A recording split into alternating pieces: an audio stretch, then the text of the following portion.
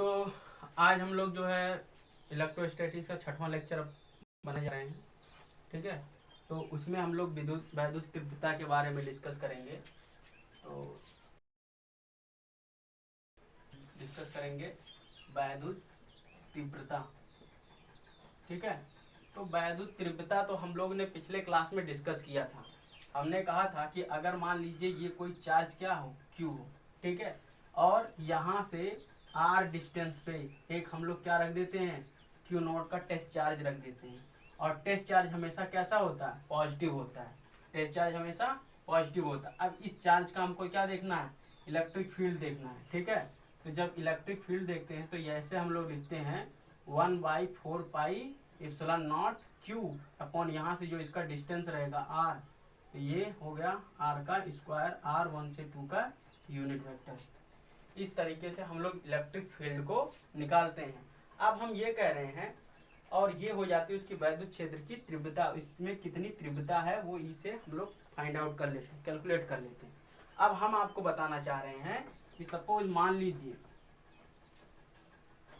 जैसे कह देते हैं कि यहाँ पर यहाँ कोई यहाँ पे हो, तो यहाँ पे चार्ज हो।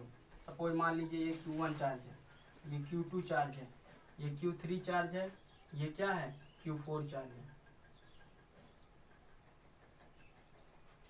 और ये चार्ज क्या है, Q5 चार्ज है। अब इतने सारे चार्ज हैं। अब उन चार्जों के बीच में हमने एक क्या रख दिया, टेस्ट चार्ज रख दिया। क्या रख दिया, test charge. Test charge Q0 होता है। अब बताइए, इसके कारण इसके ऊपर फील्ड लगेगी, इसके कारण इसके ऊपर फील्ड लगेगी, यहाँ से फील्ड लगेगा, यहाँ से, ये सभी इसको अट्रैक्ट करेंगे ना, सभी इस चार्ज को अपनी तरफ खींचेंगे ना। और सभी अगर अपने चार्ज के कारण इसके ऊपर बल लगाएंगे तो एक यहाँ पे क्या होगा, Q0 पे बहुत ज्यादा बल लगेगा। और बहुत ज्यादा बल लगने का मतलब क्या हो रहा है कि यहाँ पे बल क्षेत्र भी ज्यादा होगा। यानी कहने का मतलब अगर सब दिशाओं से ये एक दूसरे को क्या कर रहे हैं, अट्रैक्शन कर रहे हैं, तो वो अट्रैक्शन किसके बिना संभव नहीं है, वैद्युत क्षेत्र के बिना संभव नहीं है ना। तो हम लोग क्या निकालते हैं, इसका वैद्युत क्षेत्र निकालते हैं।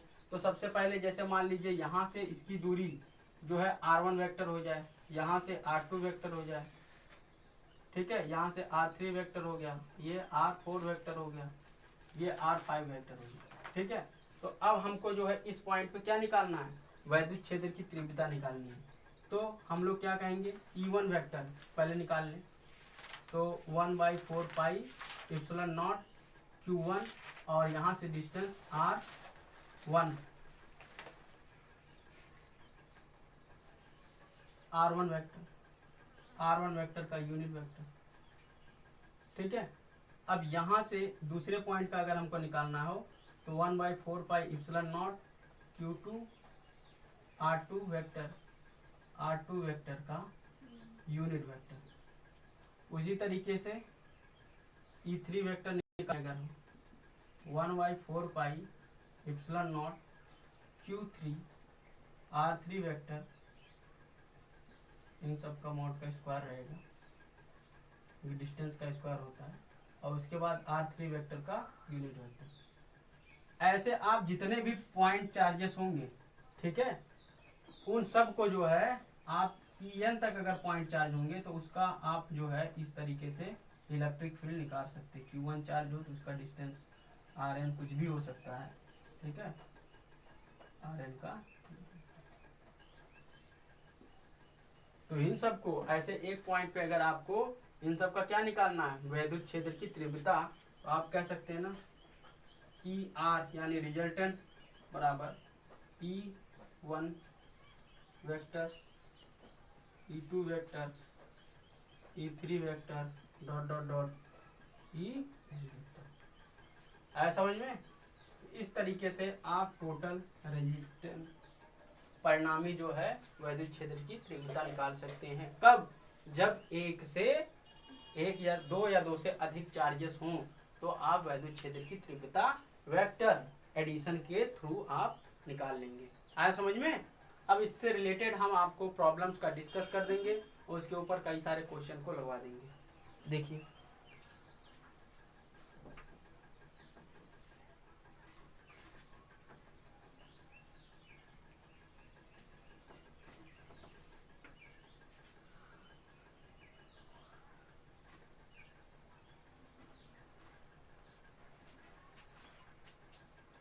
अब हम आपको एक क्वेश्चन दे रहे हैं, जैसे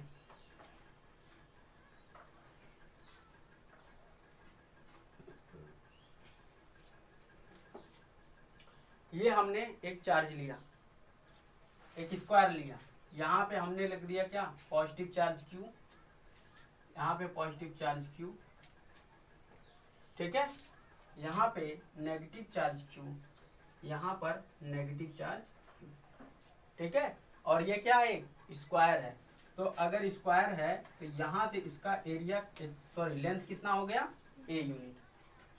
अब आप इसका नाम भी दे सकते हैं A B C D, ठीक है। अब यहाँ इसके बीचों बीच इस पॉइंट पे हम लोग क्या रखेंगे, एक टेस्ट चार्ज रखेंगे, एक टेस्ट चार्ज जिसका मान कितना है, Q नॉट है, ठीक है। तो ये क्या है, टेस्ट चार्ज है। अब इस पे हमको क्या निकालना है, वैद्युत क्षेत्र की तीव्रता ज्ञात करनी है, किस पॉइंट पे, O पॉइंट पे। तो हम लोग लिख दें यहाँ पे O बिंदु पर वैद्युत क्षेत्र की तीव्रता ज्ञात कीजिए, ज्ञात कीजिए। तो अगर O बिंदु पे हमको वैद्युत क्षेत्र की तीव्रता ज्ञात करनी है, तो सबसे पहले हमने बताया था कि जहां पर टेस्ट चार्ज होगा और जिस चार्ज के थ्रू हमको वैद्युत क्षेत्र की तीव्रता ज्ञात करनी होगी, उसका हमको क्या निकालना पड़ेगा, दूरी निकालना पड़ेगा, ठीक है।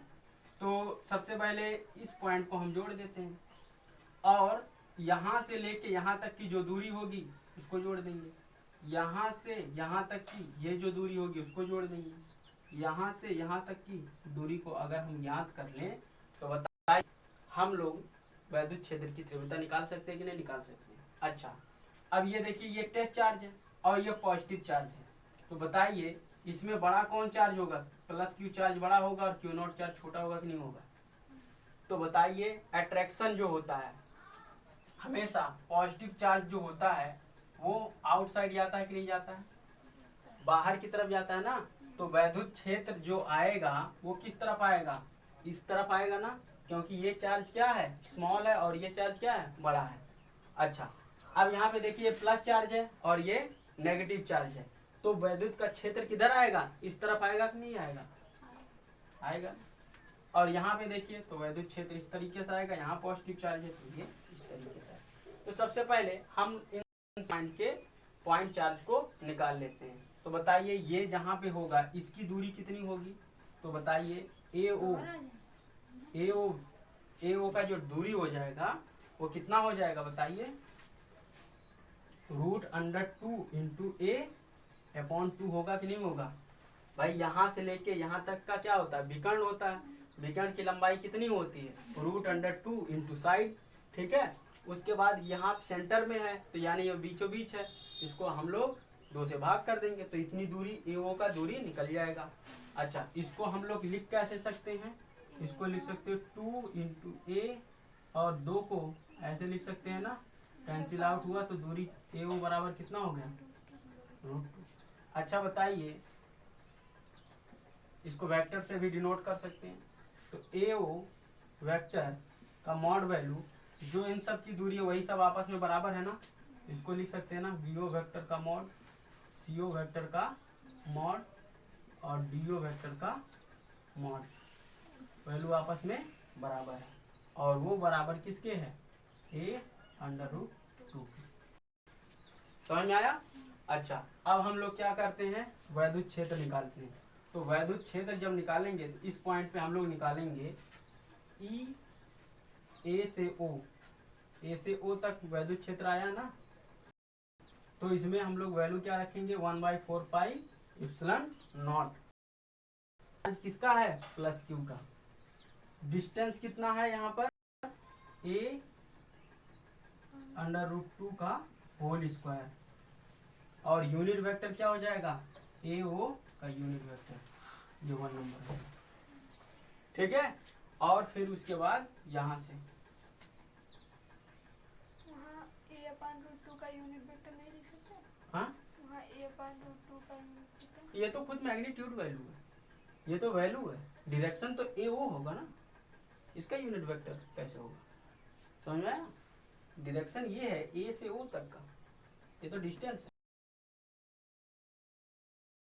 इसको जो है बी ओ वैक्टर लिखें, 1/4 पाई, मैं इसको डायरेक्ट लिख सकता हूँ ना, k√2 होल स्क्वायर, ये हो गया आपका 2। ठीक, अब देखिए ये चार्ज और ये चार्ज, ये चार्ज और ये चार्ज, जो अब देखिए जो मान इसका होगा लगभग BO और CO का भी मान वही होगा, है ना, कि सब इक्वल डिस्टेंस पे है, सभी चार्ज क्या है आपस में इक्वल है, बट माइनस और प्लस है। तो माइनस चार्ज किसी के कारण नहीं आ रहा, बस इंडिकेट कर रहा है इलेक्ट्रिक फील्ड जा किधर रहा है ना। तो इसलिए हम लोग लिख सकते हैं, इसलिए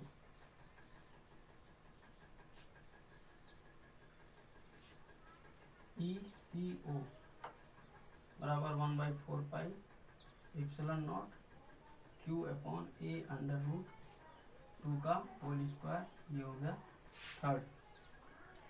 और E चल रहा है।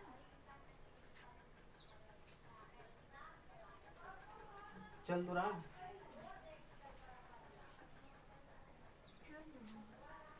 ये देखिए OC, और उसके बाद अब यहाँ पे इलेक्ट्रिक फील्ड देखिए क्या होगा, O से C तक जाएगा। अच्छा ये सॉरी, यहाँ पर DO हमने निकाल लिया है, ये पॉइंट हमने निकाले थे DO का, ठीक है। इलेक्ट्रिक फील्ड यहाँ पर हो जाएगा DO, इसकी भी इलेक्ट्रिक फील्ड आपको मिल जाएगी OC यूनिट वेक्टर।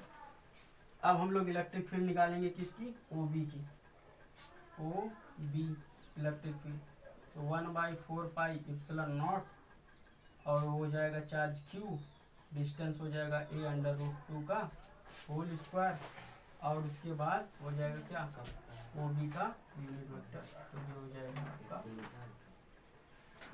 2 नंबर हो गया, 3 नंबर, और ये हो गया 4 नंबर। तो ये हो गया आप सभी का इलेक्ट्रिक फील्ड। अब देखिए हमको क्या चाहिए, ये तो हम सभी पॉइंट्स के क्या निकाल लिए, इलेक्ट्रिक फील्ड निकाल लिए। हमको क्या बोला कि इस पार्टिकुलर बिंदु पर हमको कितना इलेक्ट्रिक फील्ड मिल रहा है, हमको वो तीव्रता बताइए। तो हमको तो ऐड करना पड़ेगा ना, तो फिर ऐड कैसे करेंगे, इनको जोड़ देते हैं, है ना। देखो एक लीनियर पोजीशन पे है ना, एक रेखीय में है ना, तो एक रेखीय वेक्टर को सिंपली हम लोग ऐड कर सकते हैं कि नहीं। तो अगर हम लोग ऐड करें तो हमारा कौन सा इलेक्ट्रिक फील्ड होगा, EAO vector plus EO vector plus क्या हो जाएगा, EOC वेक्टर, क्या हो जाएगा OC वेक्टर।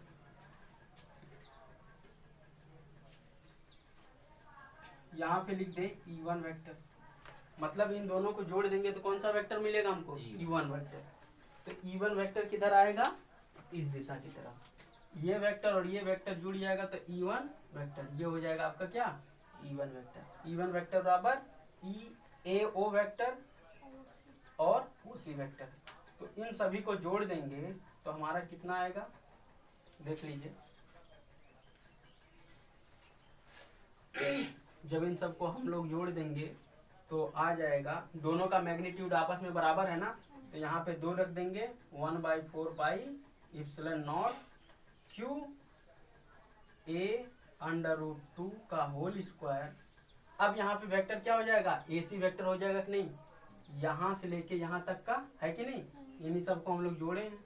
तो E1 वेक्टर का unit vector AC unit vector हो गया।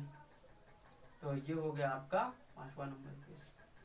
ये समझ में आया कि नहीं आया, ये 2 क्यों आगे दिया गया, क्योंकि इन सभी का मैग्नीट्यूड क्या है, आपस में बराबर है। समझ में आया। अब देखिए हम लोग निकालते हैं क्या, E2 वेक्टर, ये दिख रहा है, अब E2 वेक्टर को देखते हैं। तो E2 वेक्टर बराबर हम लोग देखिए DO vector plus OB vector. अगर इस वेक्टर को आपस में जोड़ दें तो ये देखिए एक रेखीय वेक्टर है ना, इसको भी हम लोग आसानी से जोड़ सकते हैं। तो इसको हम लोग कह सकते हैं क्या, E D O vector plus electric field O से कहाँ तक, बी तक। तो इसका मैग्नीट्यूड और इसका मैग्नीट्यूड आपस में बराबर है, तो इसको हम लोग लिख सकते हैं 2 into 1/4 pi epsilon naught Q A under root 2 का होल स्क्वायर। अब यहाँ पे जो वेक्टर होगा डी से कहाँ पे जा रहा है, बी तक, तो हो जाएगा डी वी का यूनिट वेक्टर। ये हो गया आपका छठवां नंबर। अब ये दो वेक्टर हो गया, ठीक है। अब इसको आपने नाम दिया क्या, E2 वेक्टर। तब पर भी तो हमको इस पॉइंट पे कितना तीव्रता ये तो नहीं ज्ञात हुआ ना, हमारा ये दोनों जुड़ के E1 आ गया, ये वाला जुड़ के E2 आ गया। तो 2 पॉइंट का तो हम लोग निकाल लिए, लेकिन हमको चाहिए क्या, एक जगह का रिजल्टेंट परिणामी। तब अब इन दो वेक्टर को आपस में क्या करेंगे, जोड़ देंगे। तो जब इन दोनों को जोड़ेंगे तो हमारा रिजल्टेंट कुछ ऐसे आएगा कि नहीं आएगा, ई आर बराबर आपका आ जाएगा, क्या आ जाएगा, E1 वेक्टर प्लस क्या, E2 वेक्टर। यही आएगा कि नहीं आएगा। तो अब देखिए, अब मैं इसको मिटा दूं, इधर सबको, इधर सब मिटा दे रहा हूं।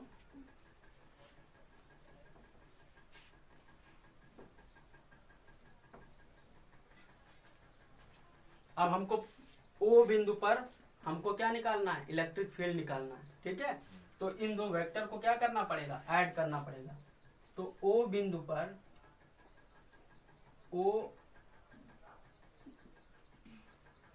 बिंदु पर परिणामी वैद्युत क्षेत्र की तीव्रता, ठीक है, ओ बिंदु पर। तो अब अगर हमको ओ बिंदु पर निकालना हुआ तो हम लोग कैसे निकालेंगे, तो ओ बिंदु पर परिणामी क्या हो जाएगा, E R vector, E1 vector plus क्या हो जाएगा, E2 वेक्टर, है कि नहीं।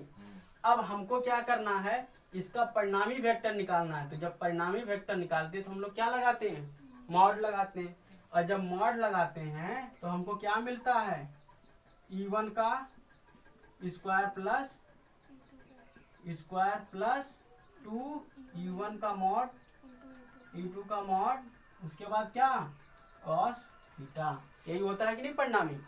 अच्छा, अब इन दोनों का अगर परिणाम देखिए, इन दोनों का जो भी फील्ड है, जो भी वैल्यू है, सब इक्वल है ना, आपस में मान एक जैसा है ना।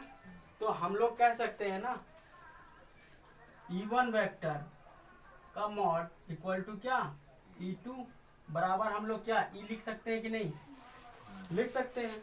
अच्छा, तो हम लोग का जो भी वैल्यू आएगा, ई आर का मॉड वैल्यू बराबर E square plus 2 E into ई। अच्छा, अब यहाँ पे देखिए कॉस है ना, कॉस थीटा, तो यहाँ पे तो हम लोग कॉस लिख देंगे। अब ये थीटा क्या होगा, बताओ, थीटा क्या होगा,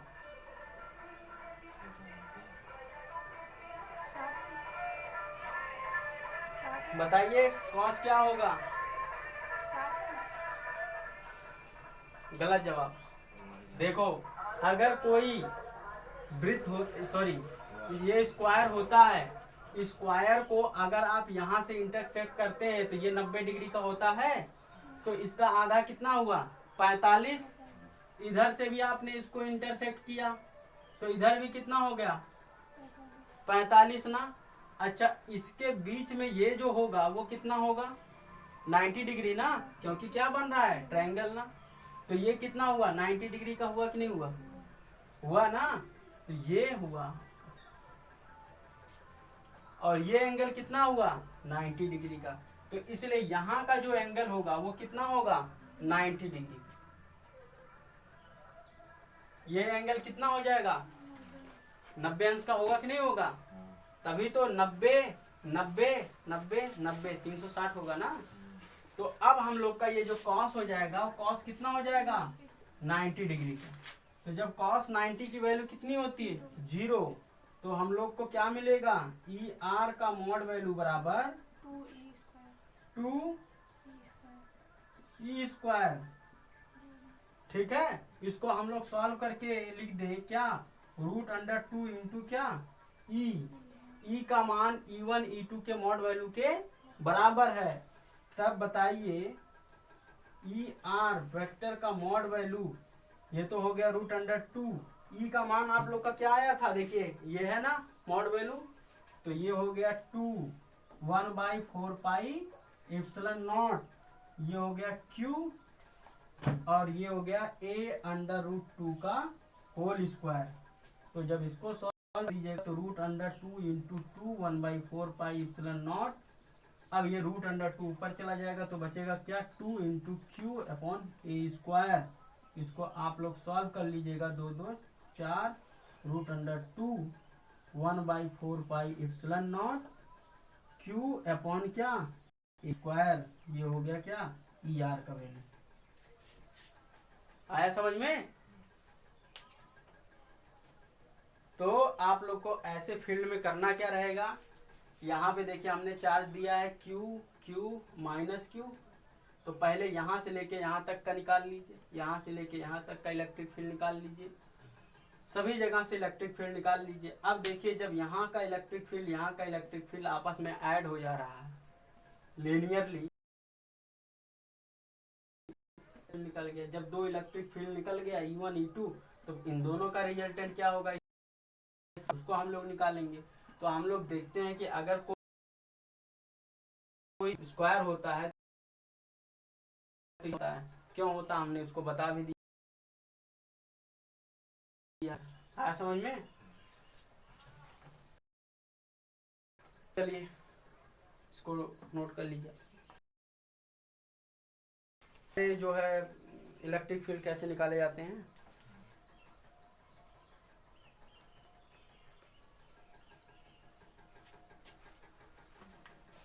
अब हम लोग जो है दूसरा क्वेश्चन करेंगे।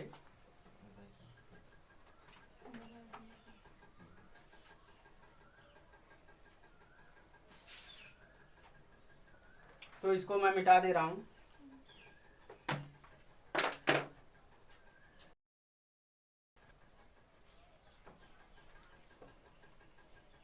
मैं ऐसे ही क्वेश्चन करा दूंगा, बाकी सीट में क्वेश्चन अभी भेज दूंगा, उसको भी आप लोग कर सकते हैं।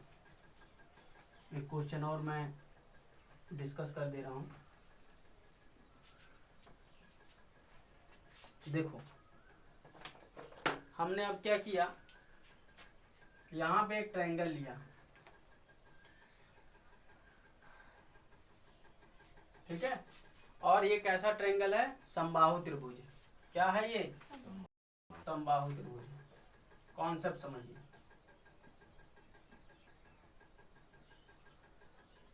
तो जब समबाहु त्रिभुज है तो इसकी भुजाएं क्या होंगी, ये होगी, है ना। यहाँ पे हमने एक चार्ज रखा प्लस,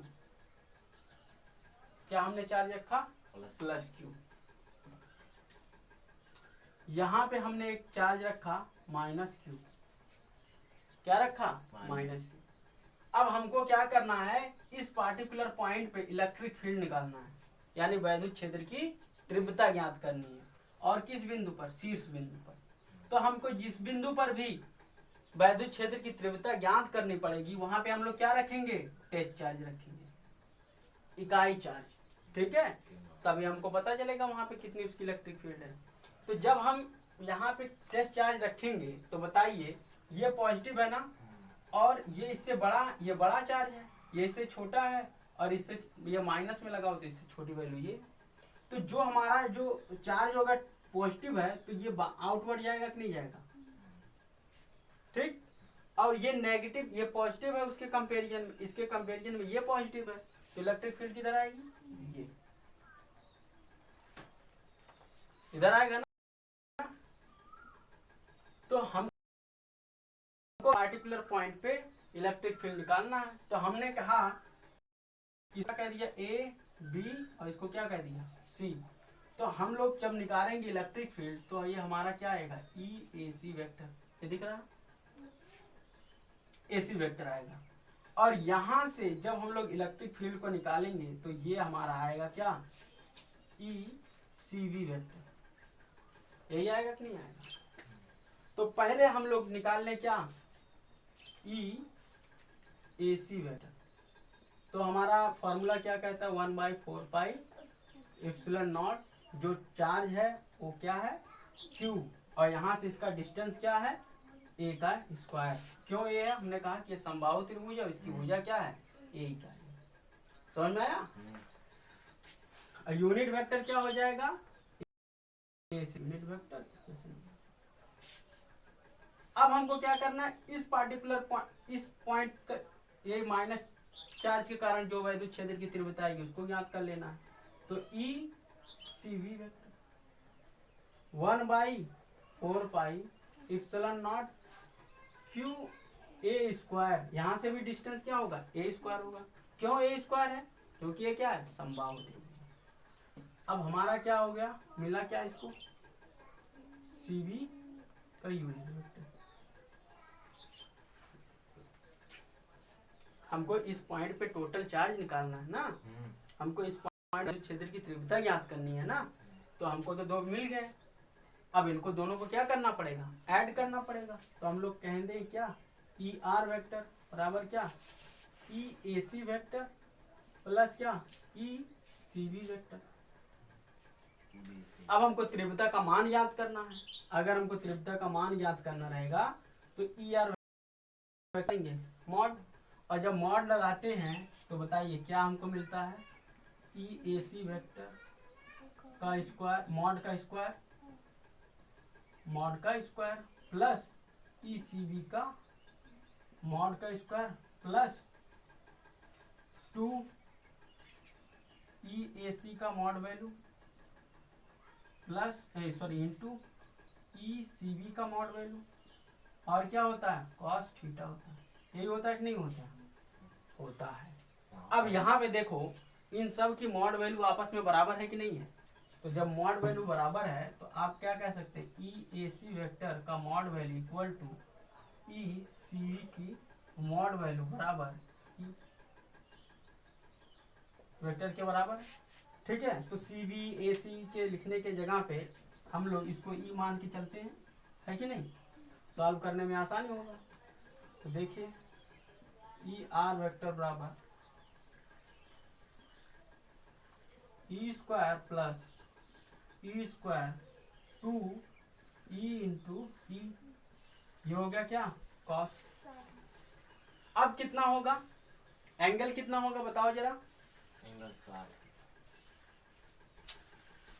अब होगा देखो ये एंगल होगा और ये एंगल का मान कितना है 120 डिग्री। हुआ कि नहीं हुआ, समझ में आया। अब बता दें, देखो कोई लाइन होता है वो कितने डिग्री का होता है 180 का ना, यहाँ से ये कितना डिग्री बना हुआ है 60 डिग्री ना, ये कितना है 60 डिग्री ना। अब जो ये वाला एंगल होता है वो कितना होता है 180 माइनस 60 होता है कि नहीं होता है। और जब 180 माइनस 60 करोगे तो 120 आएगा, आया समझ में। तो ये हो गया कितना 120 डिग्री आया। अब देखो इसको सॉल्व करो, ये हो गया 2e square plus 2e square cos 120 का मान कितना होता है, कॉस 120 का मान कितना होता है -1/2। क्यों होता है, क्योंकि आप लोग जानते हैं ना ये प्लस कोऑर्डिनेट होता है सबके लिए। ये सिर्फ किसको एग्जिस्ट करता है, साइन को, और किसको कॉसेक को, ये टेन और कॉट को, ये सेक और कॉस को। तो बताइए ये 90 कोऑर्डिनेट होता है, ये 90 प्लस होता है, तो 120 किस में जा रहा है सेकेंड कोऑर्डिनेट में जो कॉस के लिए नहीं है। तो साइन इसको माइनस साइन बटा के बोल देगा जाओ यहाँ से। तो जब ये हो जाएगा इसकी वैल्यू कितनी आएगी, -1/2। तो ई आर बराबर आपका हो जाएगा 2e का स्क्वायर माइनस इससे कैंसिल हो जाएगा तो -e² होगा। अब इससे घट के आपका वैल्यू आएगा ई आर बराबर ई का रूट अंडर बराबर क्या, ई। तो ई का मान कितना है, 1/4 पाई एप्सिलॉन नॉट क्यू, और डिस्टेंस क्या है, e²। आया समझ में? इस पार्टिकुलर पॉइंट पे कितना आपको वैद्युत क्षेत्र मिला, Q/E²। अच्छा, यहाँ पे अगर कोई चार्ज दे दिया गया था, Q को मान लेते हैं, हम कहते हैं 1.6 कूलम्ब या 1.1 कूलम्ब है, डिस्टेंस यहाँ से 4 मीटर का है या 3 मीटर का है, तो क्या आप लोग सॉल्व नहीं कर पाते क्या? यहाँ पे Q का मान पुट कर देते, 1/4 पाई एप्सिलॉन नॉट का मान 9 × 10⁹ होता है, उसका वैल्यू को आप पुट कर देते हैं, आंसर आ जाता कि नहीं? और जो आंसर आता है वो किस में आता, बताइए, न्यूटन पर कूलम्ब में आता है कि नहीं फील्ड। बस सिंपल है कि नहीं? कोई दिक्कत है ऐसे सवालों में? आ गया? अगर मतलब हमने पिछले क्लास में एक चार्ज का हम लोग ने इलेक्ट्रिक फील्ड निकाला, अब यहाँ पे बहुत सारे अगर इलेक्ट्रिक फील्ड हो तो भी हम लोग याद कर सकते हैं कि नहीं, किसी एक निश्चित बिंदु पर। तो आज के लिए इतना ही।